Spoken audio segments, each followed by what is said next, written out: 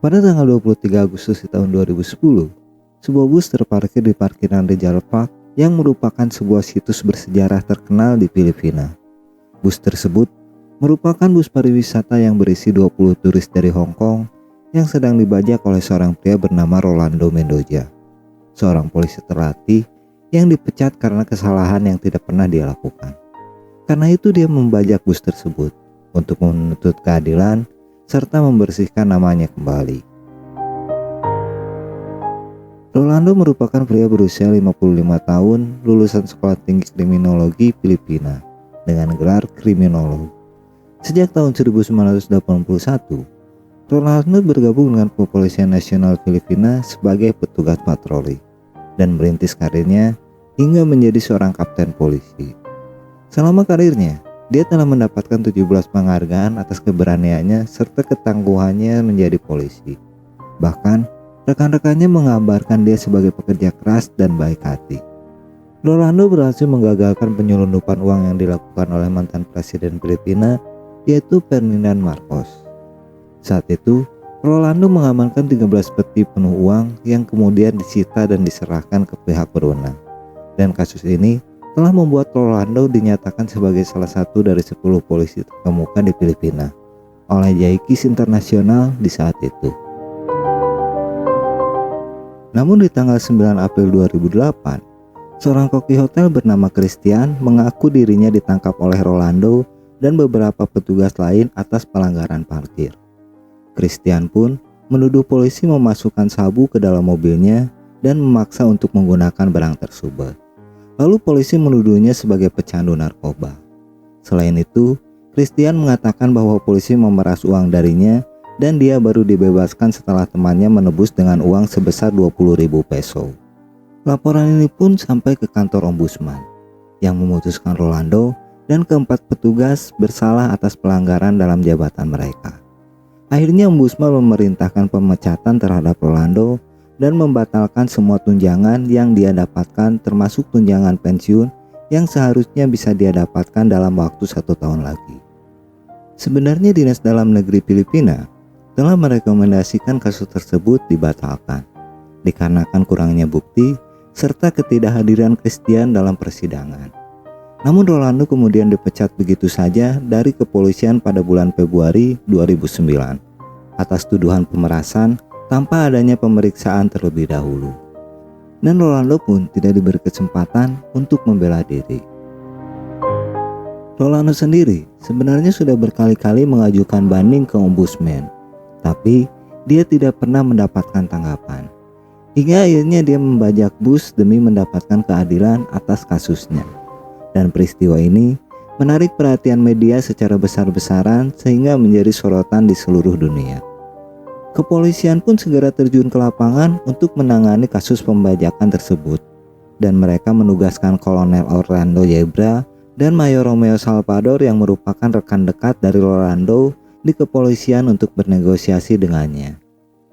Rolando menerima kedua rekannya dengan baik untuk melakukan negosiasi jarak dekat, karena memang tujuan Rolando hanya ingin didengar dan tidak mengharapkan kejadian ini terjadi. Dan Rolando pun menulis di kertas yang ditempel di kaca depan bus tentang permintaannya untuk dipekerjakan kembali di kepolisian serta tuduhannya yang tidak terbukti segera dihapuskan dari catatan kasus.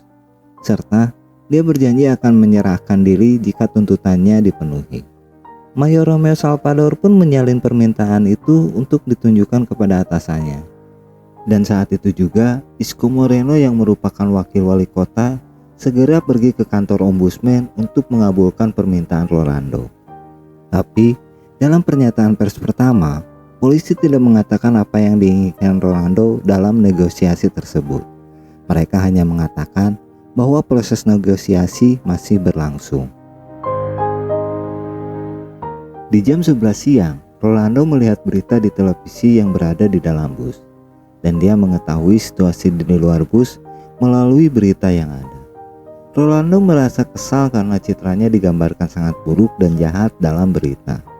Rolando pun meminta dikirimkan seorang wartawan ke dalam bus untuk mewawancarai dirinya secara langsung, sehingga dia bisa menyampaikan secara langsung apa yang sebenarnya terjadi dan apa yang dia inginkan. Dan sebagai imbalannya, Rolando akan membebaskan 4 sandera dalam bus. Tetapi polisi ingkar janji. Setelah Rolando melepaskan 4 sandera yang terdiri dari seorang ibu dan 3 orang anak, polisi tidak mengirimkan wartawan ke dalam bus dengan alasan keamanan. Hingga akhirnya di jam 1 siang, Rolando yang mulai merasa geram menuliskan permintaannya yang ditempel di kaca depan bus untuk segera mengirimkan media secepatnya. Dan jika tidak dikirim sampai jam 3 sore, dia mengancam akan menembak mati seseorang. Rolando kemudian memborgol seorang pemandu wisata lokal di pintu bus untuk menunjukkan bahwa ancamannya tidak main-main. Sehingga hal ini membuat ketegangan mulai meningkat. Di tempat lain, tim polisi SWAT Manila sedang melakukan latihan untuk menyelamatkan sandera dalam bus. Sementara di tempat penyanderaan, Tuan Lee yang merupakan salah satu dari sandera mengeluh kondisinya yang mulai memburuk dan membutuhkan pertolongan medis. Rolando pun melakukan negosiasi dengan Mayor Romeo untuk menukar Tuan Lee dengan 20 liter bensin agar AC di dalam bus tetap menyala. Mayor Romeo pun menerima kesepakatan tersebut dan segera memenuhi keinginan Rolando. Sementara Tuan Lee sendiri segera dibawa ke unit medis untuk segera mendapatkan perawatan. Di jam 3 sore, di waktu yang telah ditentukan oleh Rolando, Gregorio Mendoza, seorang polisi yang merupakan adik dari Rolando, datang menggunakan kaos putih dan celana pendek mendekati bus dengan alasan ingin membantu kepolisian untuk membujuk kakaknya keluar dari bus. Tapi Mayor Romeo mencurigainya setelah melihat ada pistol di balik bajunya. Jadi Mayor Romeo pun segera menghampiri lalu dengan cepat merebut pistol tersebut, yang mengakibatkan terjadi sedikit ketegangan di tempat tersebut. Namun untungnya Gregorio bersikap kooperatif hingga akhirnya ketegangan yang terjadi segera mereda. Dan kepolisian lalu meminta Gregorio untuk membujuk kakaknya melalui telepon agar bisa memperpanjang batas waktu untuk mengirim media. Dan untungnya bujukan Gregorio berhasil disetujui oleh Rolando. Di jam 5 sore, SAF yang merupakan satuan elit Filipina yang dilatih langsung oleh FBI Amerika Serikat dikerahkan ke lokasi atas perintah langsung Presiden Aquino. Mereka pun langsung menentukan posisi dan mempelajari medan yang akan mereka hadapi. Beberapa penembak jitu ditempatkan di hampir seluruh penjuru lokasi tersebut. Di saat itu, hujan turun disertai angin yang sangat kencang yang membuat situasi terasa semakin menegangkan.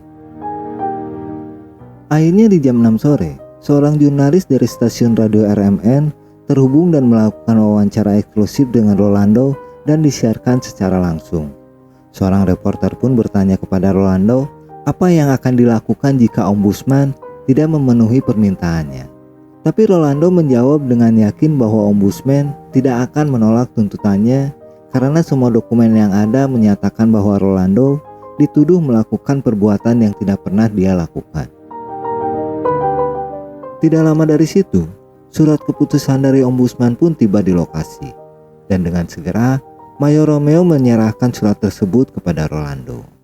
Namun isi dari surat itu tidak sesuai dengan apa yang diharapkan Rolando. Karena surat itu hanya menawarkan perpanjangan waktu untuk meninjau kembali kasusnya. Yang itu berarti Rolando masih dalam status dipecat dan belum kembali menjadi polisi. Hal itu memicu emosi Rolando semakin membesar. Namun untungnya, Kolonel Yebra meyakinkan Rolando bahwa dia akan membujuk atasannya untuk memikirkan kembali keputusan ini dan membuat kesepakatan ulang. Namun, dia meminta waktu karena harus mendapatkan persetujuan dari Wali Kota Lim dan juga Jenderal McTibay. Tawaran ini pun disetujui oleh Rolando dan dia berharap bahwa tuntutannya akan segera diterima. Wali Kota Lim meminta para negosiator untuk menemuinya di restoran Emerald Garden yang bertujuan untuk membahas keputusan tersebut sambil makan malam. Sementara di lokasi kejadian, media semakin tidak terkendali saat melakukan siaran langsung, di mana mereka mengungkapkan informasi penting di sana, termasuk keberadaan para penembak jitu di wilayah tersebut. Hal itu tentu saja membuat Rolando mengetahui semuanya melalui televisi yang berada di dalam bus. Sehingga Rolando mengancam akan menembak pemandu wisata yang diborgol di pintu bus jika para penembak jitu itu tidak segera pergi dari posnya. Untungnya saat itu waktu masih bisa diulur berkat peran dari reporter Michael Rogas yang terhubung dengan Rolando lewat panggilan telepon. Namun di jam 7 malam, Rolando mulai kehilangan kesabaran dan dia benar-benar marah karena merasa ditipu. Ditambah lagi, selang beberapa menit setelah itu, Gregorio Mendoza yang merupakan adik dari Rolando ditangkap di pos tempat komando atas tuduhan pelanggaran memasuki lokasi konflik, membawa senjata, bersekongkol dengan pembajak, dan dianggap mengganggu negosiasi. Media pun meliput semuanya sehingga Rolando bisa menyaksikan kejadian tersebut melalui televisi yang berada dalam bus. Dia tidak terima adiknya diperlakukan seperti itu, yang akhirnya membuat Rolando mulai menembaki para sandera di dalam bus.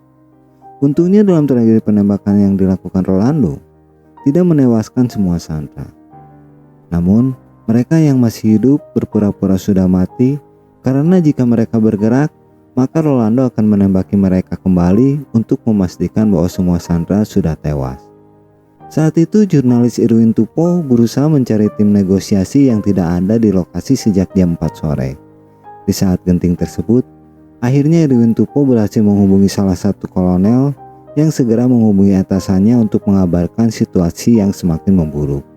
Setelah mendapatkan informasi tersebut, wali kota, jenderal, serta tim negosiator segera menghentikan makan malam mereka dan kembali ke lokasi. Di jam 7:35, Jenderal McTibay memerintahkan tim SWAT untuk segera melakukan penyergapan. Padahal, Presiden sendiri memerintahkan untuk menerjunkan Specialist Action Force atau SIF dikarenakan SIF lebih cocok untuk melakukan operasi ini. Tim SWAT sendiri mengaku kekurangan peralatan, namun mereka tidak bisa menolak perintah yang diberikan. Sehingga tim SWAT segera terjun ke lapangan lalu mengepung bus dan berusaha memecahkan kaca.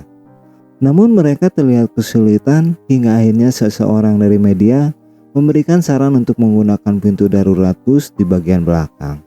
Tim SWAT pun berhasil membobol pintu tersebut, tapi saat beberapa orang mencoba untuk masuk, ternyata Rolando sudah bersiap dan melepaskan beberapa tembakan. Untungnya tidak ada yang terluka akibat kejadian ini. Namun, upaya SWAT yang dianggap terlalu lambat dan bisa dibilang gagal, akhirnya membuat Presiden meminta Jenderal McTibay dan tim SWAT untuk mundur, serta Presiden memerintahkan langsung SIF untuk mengambil alih situasi dan mengeksekusi Rolando. SIF menggunakan strategi yang lebih matang, di mana mereka memaksa Rolando untuk mundur ke bagian depan bus dengan cara melemparkan gas air mata ke bagian belakang bus melalui kaca yang sudah pecah. Sehingga di saat Rolando berada tepat di bagian depan bus, penembak jitu yang sudah bersiap langsung menembaknya tepat di kepala, yang membuat Rolando tewas seketika. Kejadian itu membuat Rolando terpental ke bagian pintu depan, yang membuat sebagian tubuhnya keluar dari pintu bus yang pecah, sehingga memberikan tontonan yang cukup tragis. Setelah itu tim penyelamat segera menyisir ke dalam bus dan mereka mendapatkan 17 korban yang masih selamat. Tetapi banyak diantaranya terluka parah. Sementara 9 orang termasuk Rolando dinyatakan tewas. Para korban yang selamat pun segera dibawa ke rumah sakit untuk mendapatkan pertolongan medis. Media kemudian mempertanyakan pengambilan keputusan dari Jenderal McTibay yang mana dia dianggap tidak mengikuti arahan dari Presiden dan malah mengambil keputusannya sendiri. Dan hal yang paling disayangkan, ternyata tuntutan Rolando telah dipenuhi dan dia telah dikembalikan sepenuhnya di kepolisian dengan jabatan yang sebelumnya dia miliki. Tapi surat keputusannya terlambat datang karena terhambat kemacetan dan baru tiba di tempat kejadian beberapa menit setelah Rolando melakukan penembakan terhadap para sandera.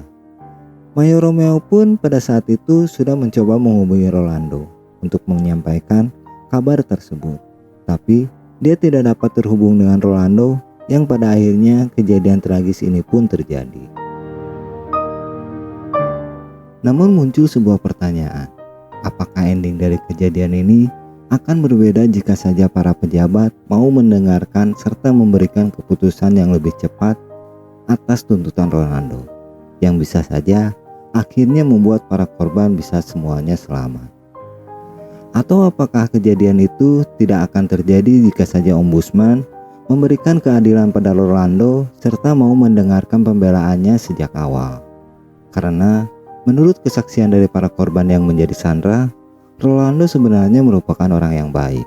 Walaupun pada akhirnya dia berubah menjadi seorang pembunuh berdarah dingin di puncak kemarahan atas kekecewaannya terhadap para pejabat serta institusi di negaranya yang telah memperlakukannya secara tidak adil.